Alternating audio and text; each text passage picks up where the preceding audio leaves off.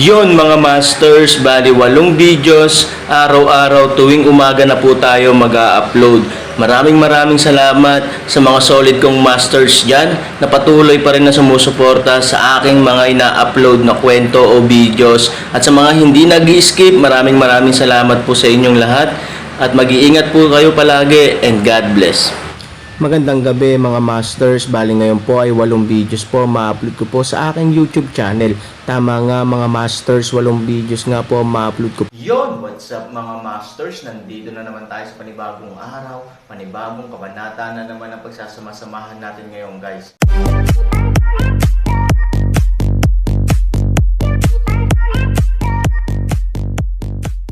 Bali mga masters, kung bago ka pa lang po sa aking YouTube channel, please click the subscribe button, lalong-lalo na po yung notification bell guys, para maging connected pa rin tayo sa isa't isa at maging updated kayo sa mga susunod ko pang video.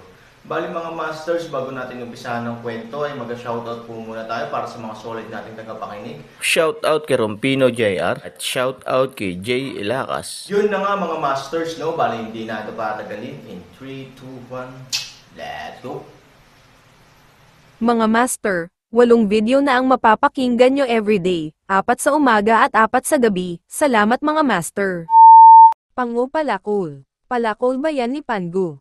Nagbibiro ka ba? Nagulat ba si Mr. Shen? Sinabi niya rin yun. Panipi. Oo, paano mag-e-exist si Panguak sa mundong ito? Ang mga salita ni Mr. Shen ay parang bambang malalim sa tubig sa lahat ng taong naroroon, bagamat malinaw at malinaw ang mga ito. Isang grupo ng mga tao ang isa-isang nakadilat ang mga mata, maaari believe Lukang at Old Shen said. Ano ang Panguaks? Tandang pananong. Shen. Ikaw. Ibig mong sabihin. Sayang ang Blue Earth. Ito ang hari ng 10,000 kagamitan, Pangu Palakol. Hindi makapaniwalang tumingin si Fu Tian kay Shen Lao, at ang kanyang puso ay nabigla. Lahat din ay nakatingin kay Shen Lao, naghihintay ng kanyang sagot. Napabuntong hininga si Shen Lao Fan, ngunit ito, ang tono ay parang hinihipan ang kaunting natitira sa puso ng lahat, hawak ang pag-asa ng Fluke. Ang makakatalo sa Magic Sword ng Jiuyo ay isang bagay na mukhang palakol sa mundo. Bukod sa Panguaks, ano pa ang mayroon? Umiling si Old Shen at sinabing may mapait na ngiti. Ilang araw ang nakalipas, nagkaroon ng kislap ng gintong liwanag sa lungsod ng Chanho. Nabalitaan na may nakahanap sa Panguklan at nakuha ang secret treasure sa Panguklan. Hindi ba ang lalaking ito ang nakakuha ng sikretong kayamanan sa lungsod ng Chanho? Kau, siya talaga. Sasabihin ko sa iyo kung paano pamilyar ang pangalang Aaron. Siya pala ang binata na nakakuha ng lihim na kayamanan ni Pangu. Pagkarinig sa mga katagang ito, mas nagulat ang isang grupo ng mga tao. Pangu Palakol talaga. Sa kamay ni Aaron, siya pala, ang pinakamataas na sandata ng mundo sa lahat ng direksyon na naghahanap ng daan-daang libong taon ay. Mukhang nagulat ang isang grupo ng mga tao, nakatingin sa Aaron sa gitna ng hangin. May iba akong gagawin sa aking pamilya. Tulungan ang Patriarch. Ngayon, aalis muna ako. Patriarch Fu, ngayon ko lang natanggap ang notice sa aking utusan. Manggang anak na ang asawa ko bigla. Aalis muna ako. Ilang matatalinong tao, on the spot na direktang bumitiw, kahit ayaw nang umamin, pero iyon ang totoo, Aaron Holden, ay Panguaks. Ayaw nilang lumaban sa mga tao, na may Pangu Palakol ngayon ay gumagawa sila ng dahilan para iwan si Fujiya. Anong ginagawa mo baliw ka diba? Ang Panguaks ay ang magic weapon ng Pangugod. Kahit na malas talaga ang batang iyon, paano kung mahanap niya si Pangu Palakol? Bilang isang mababang nilalang sa asol na mundo, mahuli kaya ni Panguaks ang kanyang mata. Sumasang-ayon ka ba sa kanya? Sa oras na ito, ayaw tumayo ni Gu Sushan, huwag kang umalis. Tulungan mo akong patayin si Aaron. Nakawan natin siya, at ipagpapatuloy ko ang pagpapakasal kay Fu Yao. Panipi, original, dapat siya ang bida ngayon, ang Aaron ay clown niya lang. Si Gu Sushan daw ay isang talentadong binata. Parang tulala lang. It's a fact that other people hold Panguaks in their hands. Gusto mo bang maliitin? Mahirap bang sabihin na ang palakol ni Pangu ay maaari talagang maging panggatong chopper sa pamamagitan lamang ng iyong mga salita? Oo, magalang ako sayo. Tinitigan mo talaga ako. Ang pinaka-nakakatuwa ay sa tingin niya ay kwalipikado pa rin siyang pakasalan si Fu Yao. Ang mga taong iyon ay malamig at nangiinis. Sa sandaling bumagsak ang kanilang boses, ang mga tao sa kanilang paligid ay hindi mapigil ang matawa. Hindi sila bobo. Ang Aaron ay may parehong wusyang at pango na palakol sa kanyang kamay. Lahat ng nasa eksena ay walang ideya kung ano ang gagawin sa kanya. Kung tayo ay patuloy na lumalaban, tayo lamang ang mawawala sa ating sarili. Galit na galit si Guso kaya gusto niyang ayusin ang mga taong iyon. Ngunit sa oras na ito, biglang sumugod ang Aaron na may dalang malaking palakol. Yung humahad lang sa akin, mamatay. Han 3,000 galit, naglalayong sa karamihan ng tao, tuwid na. Pag-atake. Sa harap ng biglaang pag-atake ng Aaron, ang eksena ng kumpletong alitan sibil ay mas magulo. Ang mga tao sa pinangyarihan ay nagtulak sa isa't isa, desperadong sinusubukang makatakas.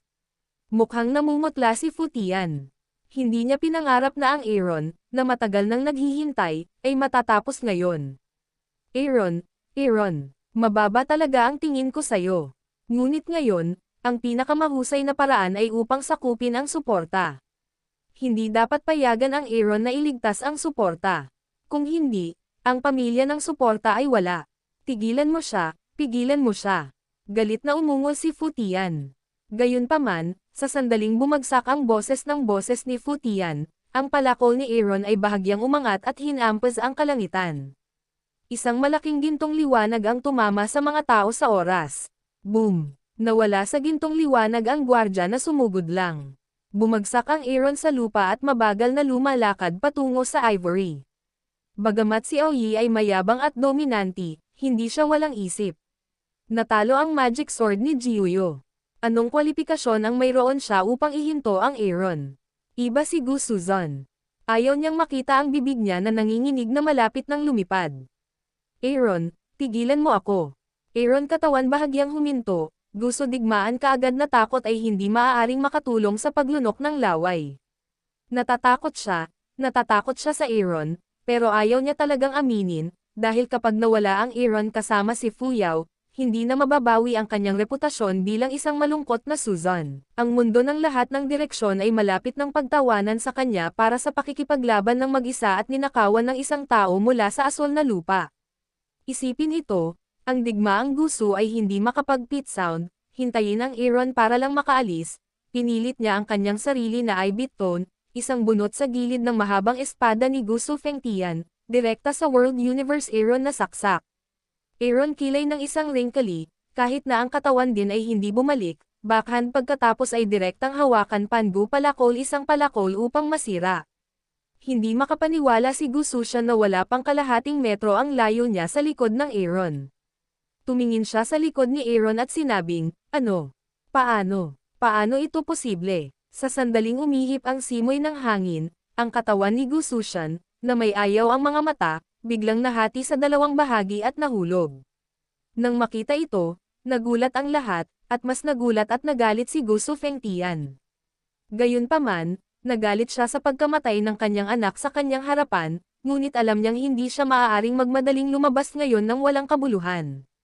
Nang ang Aaron ay halos nasa harap na ni Ivory, ang mga natitirang gwardya ng pamilya ay nagtipon doon at pinaligiran ang Aaron, ngunit sila ay natakot at hindi nang ahas na sumulong, lalo na ang mga gwardya na may mahabang baril sa harap na hanay.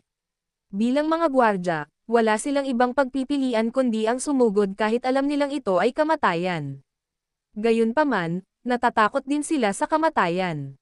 Bahagyang itinaas ni Aaron ang kanyang ulo, at ang mga taong ito ay natakot na bumalik ng ilang hakbang. Tulad ng binabantayan ng Diyos ng kamatayan, inihagis lang niya ang kanyang sandata dahil sa takot na magalit si Aaron. Bagamat pinalibutan ng isang grupo ng mga sundalo ang Aaron, dahan-dahan pa ring pumasok si Aaron sa Ivory, ngunit maaari lamang silang umatras at mapalibutan. Sa kalayuan mula sa Ivory ay may isang posisyon, nakaligtas si Aaron, sa harap niya ay walang oras na umatras ang isang gwardya, sa gitna lamang ng dalawang tao, sa sandaling ito, ang bantay ay namutla si Leng doon, ang buong tao, takot na direktang malambot sa lupa. Ang Aaron ay ganap na hindi pinansin ang pagkakaroon ng taong ito, puno ng Ivory, paumanhin, medyo nahuli ako, hayaan kang maghintay ng mahabang panahon. Magiliw na tiningnan ni Ivory si Aaron, na may luha sa kanyang mga mata. Alam ko, darating ka, hanggang kailan, wala akong pakialam. Dahil doon, bahagyang nagsimula si Ivory at nagbuhos ng Aaron. Nang makita ng gwardya na lumipat si Ivory, sa tingin niya ay patay na siya. Ibinaling niya ang kanyang mga mata at nahimatay. Hawak ng mahigpit si Ivory, ngumiti si Aaron. Siya ay lubos na nasisiyahan. Makailang beses na siyang nakatakas sa kamatayan para saan? Para bang makipagkita ulit kay Ivory. Sa oras na ito, nanlamig ang mukha ni Fu Tian at tumayo. Aaron, hindi mo maaalis si Fu Yao. Kasabay nito, tahimik niyang sinabi sa kanyang mga tauhan, hayaan mong tumulong ang mga matatanda ng pavilion. Mabilis na tumango ang kamay, oo.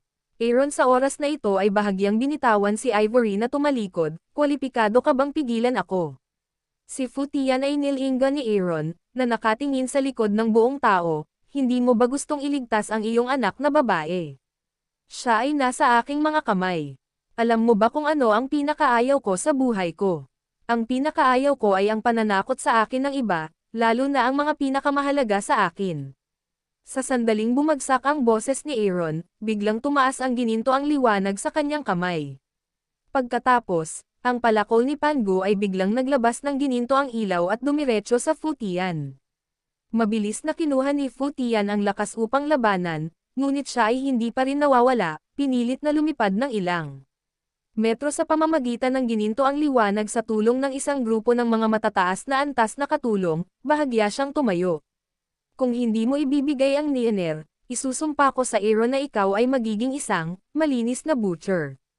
Sa mga salitang ito, biglang gumalaw si Aaron at sumugod sa mga executive ng pamilya Fu sa paligid ng Fu Tian. Habang may malaking palakol sa kanyang kamay, ilang executive ng pamilya ng Fu ang biglang hindi man lang naaninag kung ano ang nangyayari, at parang nahati ang kanyang katawan. Gu Suzon. Ngayon, isa-isa akong lalapit hanggang sasabihin mo ito. Kung hindi, papatayin ko kayong lahat. 3,000 mabangis na ngiti, isang backhand, ngunit isang palakol din, isang executive at agad na pumunta sa kanluran. Ang iba sa mga executive ay natakot na matigilan, na nakatingin kay Aaron, na parang kamatayan. Ang kanilang mga katawan ay nanginginig. Si Fu Tian ay puno ng sorpresa. Gusto niyang makipag-deal sa Aaron, pero ayaw niyang makuha iyon ni Aaron sa kabaligtaran, pinasigla niya ang Aaron. Ngunit wala siyang gagawin. At present, only when the elders of the buildings and pavilions come to help can he temporarily relieve the crisis. Han Sanchen is not soft-hearted. Just for a moment, several senior executives have fallen in front of Han Sanchen. When Han Sanchen raises ang kanyang kamay muli, ang executive sa ilalim ng palakol ay hindi na maiwasang lumuhad sa lupa na may plop. No, don't kill me, I say, Han. Han Nayan is in ang pavilion. Galit na tinitigan ni Fu Tian ang executive, habang si Aaron ay biglang bumilis, hinawakan si Ivory at direktang lumipad patungo sa pavilion. Kumuyam si Fu Tian doon, nagngangalit ang kanyang mga ngipin at tumingin sa direksyon ni Aaron. Galit niyang sinabi, anong ginagawa mo kapag ibinalik mo ito sa akin? Pumunta ka doon. Help they finish saying, mabilis patungo sa direksyon ng gusali tumakbo ang pavilion, ang buong puso ay nag-aalab. Yun na nga mga masters, no? Bali panibagong kabanata na naman yung natapos natin ngayong gabi. Muli, maraming salamat po.